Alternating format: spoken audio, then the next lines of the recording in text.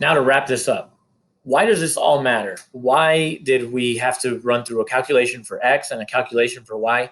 And how is this really helping me understand the flight of this ball any better? So let's put this into action. So I want you to imagine a soccer field, okay?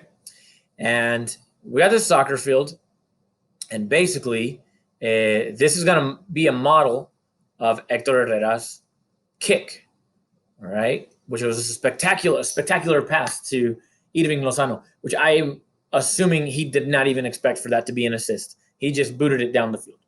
And if you want to put equations into Desmos, again, we had X equals, I believe, 22.22t plus 20, and we had Y equals negative 4.9t squared plus 17.64t plus 1.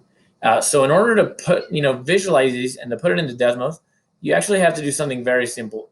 Desmos understands parametric equations, where when you simply enter the first one, you don't need to say Y equals, you actually just type in the expression, all right? You type in your X expression, followed by your expression for Y, and that's really all you need. So watch when I put this into action. Boom, there it goes. So basically, this is a mathematical model of what happened, right? And the way that I've spaced this out, I actually made a table for this. So I created a table, and actually as soon as I labeled this T and started putting times, it started giving me the points on the graph. And the only sort of, let's see, and it does give me the coordinates. So that's a relief right there. It does give me the coordinates.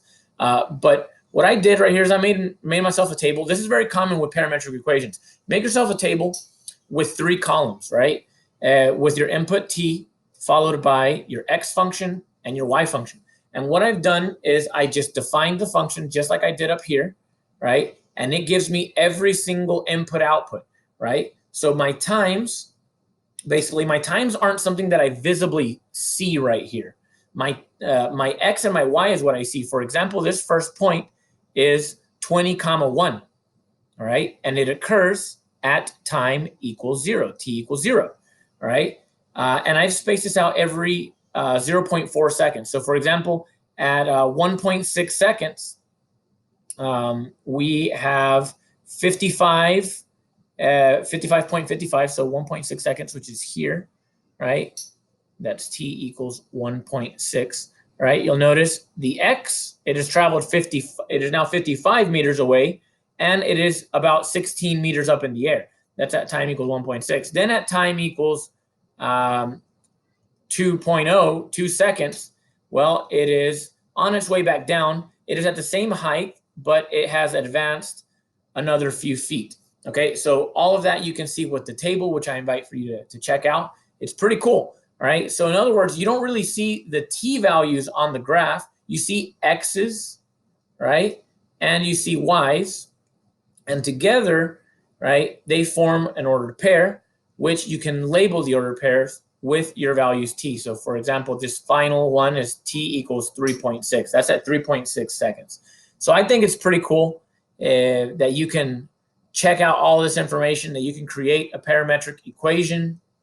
You can create parametric equations to model the flight of this ball. Just goes to show you that math is everywhere. Math is all around the world, and we just need to find ways to apply it. So that's the application of a soccer ball in flight. I hope that you guys learned something from it. This is parametric equations in a nutshell. I wanted to give you something applicable to chew on. In the next couple of days, we'll look at some specifics with parametric equations, like eliminating the parameter and maybe graphing some different ones. But this is the main idea, all right? That parametric equations have a horizontal component, a vertical component, and that all of this comes together really nicely in a graph. So that's all I got for you guys.